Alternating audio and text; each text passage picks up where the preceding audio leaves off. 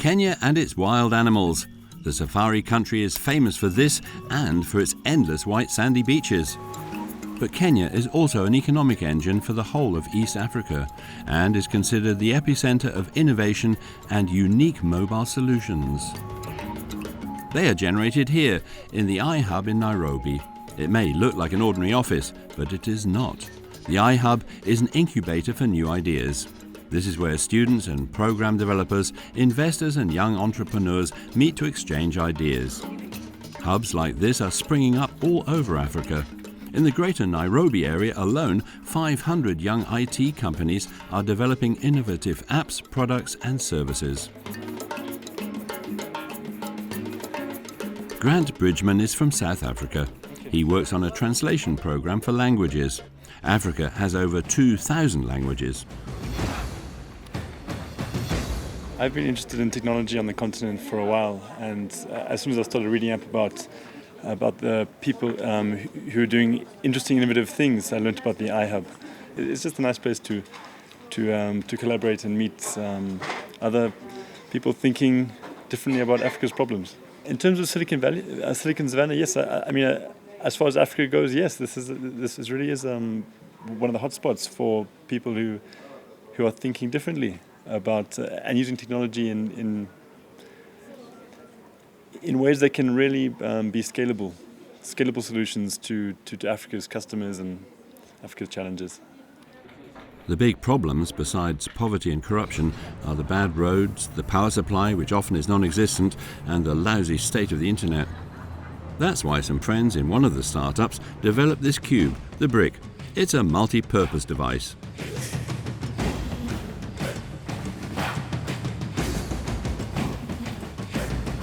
A special Wi-Fi router ensures that the internet remains stable no matter where you are, and the battery ensures smooth operation, even if the power fails in between.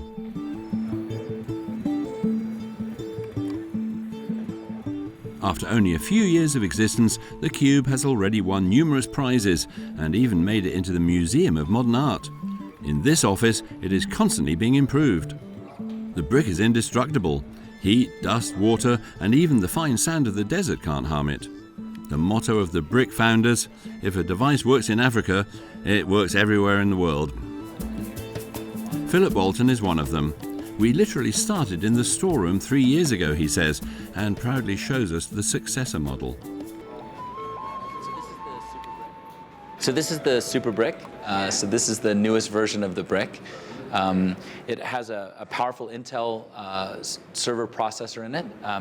So not only is it a Wi-Fi router, it is also a computer. And it allows us to do a lot of things that couldn't be done before at very fast speeds at the edge of the network, even if we're a long way away from Nairobi.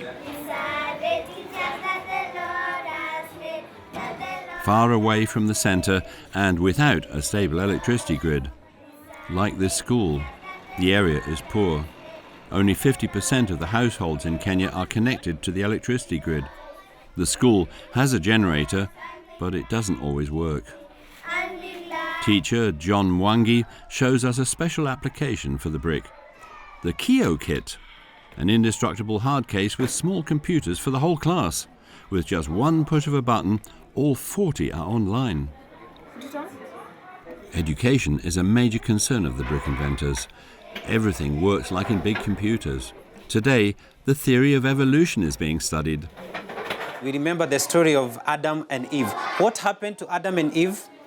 God created everything within how many days? 6 days. And on the 6th day, that is when now man was created. And now that is one way through which we creature. The pictures, we did not know how to put the pictures, so we can learn from the pictures. The school has been using the Kio Kit for 3 years. Evolution theory, first of all, we need to know that this was done by a scientist, a British scientist who was known as Charles Darwin. We've been using it for the last 3 years. Teacher John Mwangi has been teaching for 6 years. He loves his job. Because I learn new things which I have not taught by the teacher. Yes. And it also helped me to develop new skills. takes 24 hours to charge, and you can use it for 24 hours the following morning. Anytime you're using, it is motivating the children. Children have fun whenever they are doing this. And at the same time, I love it because it is syllabus oriented. And we can use it as part of the teaching aid most of the time. And it has also helped to improve the performance of our school, raising the level of the school standard. Many of the older children stay in class after school, play games, or dance to YouTube videos.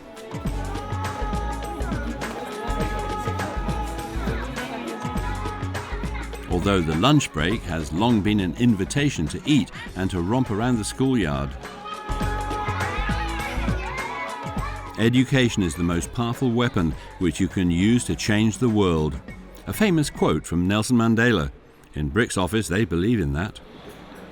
We're starting to work in partnership with all of the big tech companies because they see the need to help Africa get on the internet, and yet they don't know how to solve the problem. And we're grateful to have a seat at the table to be able to share our ideas of how that should be done.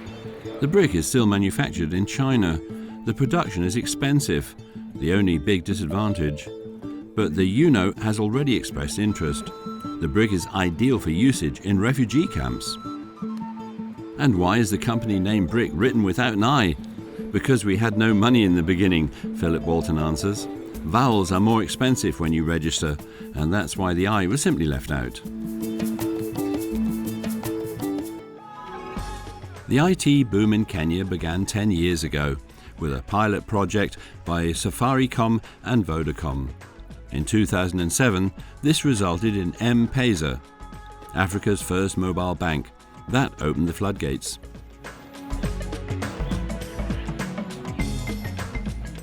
Safaricom is the largest mobile operator in East Africa and the largest taxpayer in Kenya. The whole city is covered with Safaricom advertisements. Nairobi is green. M stands for mobile, and Pesa comes from Swahili and means cash. Almost 30 million people in 9 countries now use M-Pesa, says the website.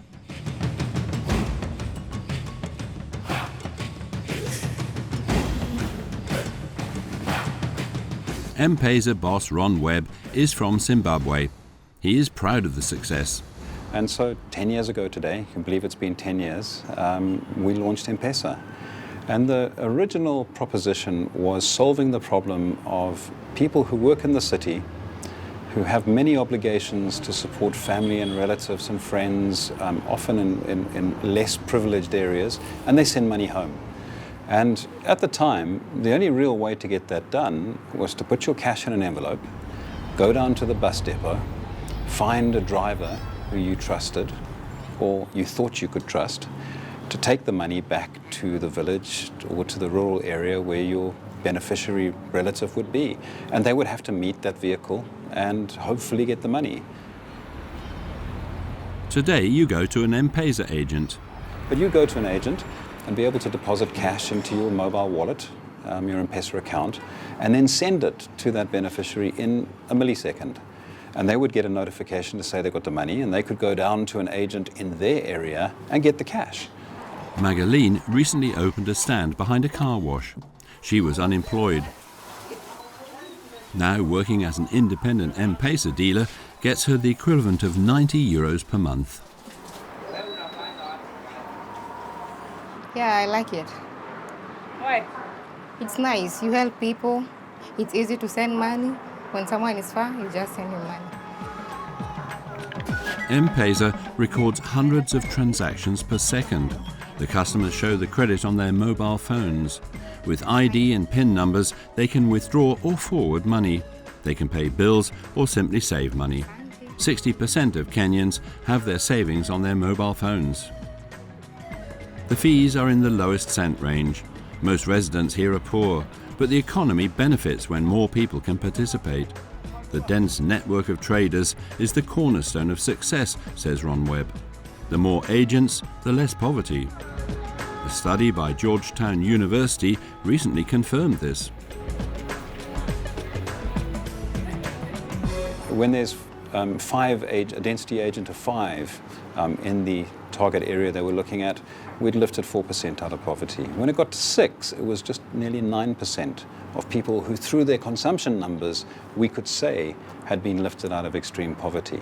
The number of women who now get opportunities in business and retail rather than agriculture as career choices, enormous numbers. High school enrollments, I can go on and on the benefit that's been. So our 130,000 agents out there have been enormously valuable to M-Pesa and how we create.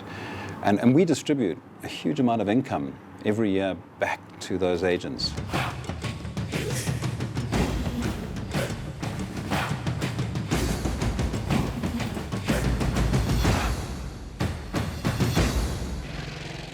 Money that moves exclusively via mobile phone. This success story has opened up new opportunities and led to many other innovations. The M of mobile has become a trademark, like M Copper Solar. It was only 5 years ago that the mini solar system was designed. It has brought electricity to hundreds of thousands of people. Because most Africans have a mobile phone, but 600 million have no electricity. Not only do mobile phones need it for charging, without electricity, participation in trade, economy, and global life in the 21st century is hardly possible. Ex-US President Obama has already been here in the headquarters. Pauline Gittingul shows us how it works. The product comes in a box that looks like this. So this is the box in which, for the basic product, you have the 3 bulbs, you have a torch, you have a phone charger, you have the battery, and you have the solar panel, all in this one box. In the somewhat more expensive version, M Copper Solar is available with a small television set.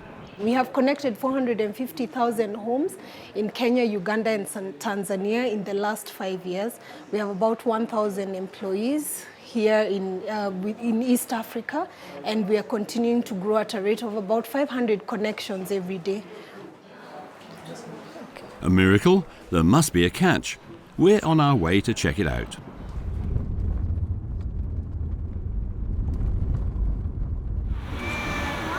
First, far out of the city, to Gitamayu, to Mary.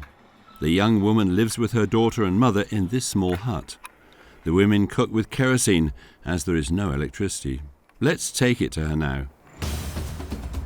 The box cost the equivalent of €30 at a mobile sales stand in Nairobi. Of course, it can only be bought with M-Pesa and your mobile phone. What is cash? The sales assistants, Sabine and Evelyn, say that they have 10 customers a day. Every new customer is registered. We already have it. Mary expected us. She's skeptical. She now has to transfer just under 50 cents a day via mobile phone. In a year, everything will be hers.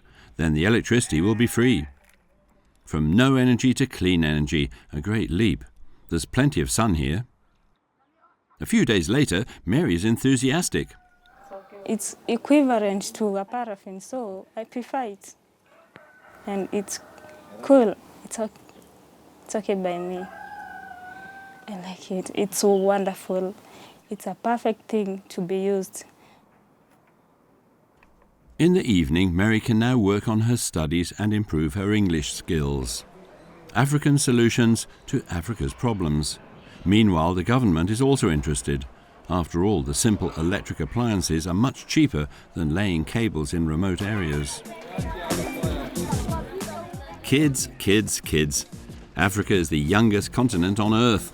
In many African countries, more than half of the population is under 15, and every year millions strive to enter the labour market.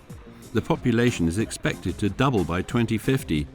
If these forecasts are correct, it will be an enormous challenge. But the youth in Africa is very active. The smartphone generation is better educated, and those under 30 are better connected than any generation before them. This is an opportunity. We are seeing so many guys come with small ideas, and we have some sort of readiness within the society where companies are willing to pour money to help those ideas to grow into companies. So they have seen the potential, especially here in Nairobi. Andela shows how great the potential is. A Cadre factory named after Nelson Mandela, the great man of Africa. Young talents receive a 4-year training here. During this time, they already work with companies, learning by doing. Andela does not have a requirement for you to have any coding experience or learning prior to joining the program. We only require you for you to be above 18 and for you to pass the selection process. So we've had people who've joined straight out of high school, who've joined halfway through their degrees, some who had even finished their degrees in other programs, but decided to come and join coding. And so Andela gives opportunities to all those people. The selection process is ultra brutal. Kenya Director Mwaniki explains what he calls a typical application cycle. In Kenya, you would say every month we probably get about 2,000 people apply to join the program. To give you a quick example, just like say we call it a cycle, an application cycle. So say 2,000 people apply right now, and they do a series of online, we give them a lot of materials to read and study, and they choose when to apply. And when they finish with that, we give them an assessment online. Of those, we'll pick the 200 best. The 200 best will come here for face-to-face interviews. They will be interviewed both by staff and by some of our fellows here. And of those, we'll probably get about 50 who will come for a 2-week boot camp. I think what you've seen today, some of the ladies you saw in the tent are part of our all-female program that we're trying to do. It's part of an all-female cycle we're doing. And of the 50 that they go through about 2 weeks of intense scrutiny and learning, we'll probably pick about 10 to 12. That's less than 1%. They'll get a small salary and all the privileges. From use of the rest and entertainment rooms to the canteen, which is always open. This is where the young people start to believe in themselves. That's the idea. Andela is growing rapidly, with branches in Nairobi, New York and Lagos. There is money for well-trained IT staff. Big players like Facebook, Google and co. are fighting for talents. In the USA alone, almost 2 million jobs were needed in software development in 2015, the boss enthuses. And when we look at Africa, one of the biggest things we say is, where are the jobs? And it's not because we don't have smart people. We have very many intelligent people. One of the big things that Andela has is we believe that brilliance is evenly distributed. We cannot say that, you'll only find bright people in one space. We find them everywhere in the world. The reason why some places flourish more than others is the availability of opportunity. The company's view would also change if they saw that Africans are super whiff and intelligent. The change is also by what they do to the people they interact with, who might have grown up thinking, Africa has very poor education. You won't get people who are smart from there. When they work with a very intelligent developer from Africa, their mindset changes for good, and they continue to give Africa a chance. An opportunity that the youngest continent in the world, with all its problems, urgently needs. The Kenyan Silicon Savannah with M-Pesa, the KioKit, the Brick and M-Copa, and all its smart solutions shows how to use them.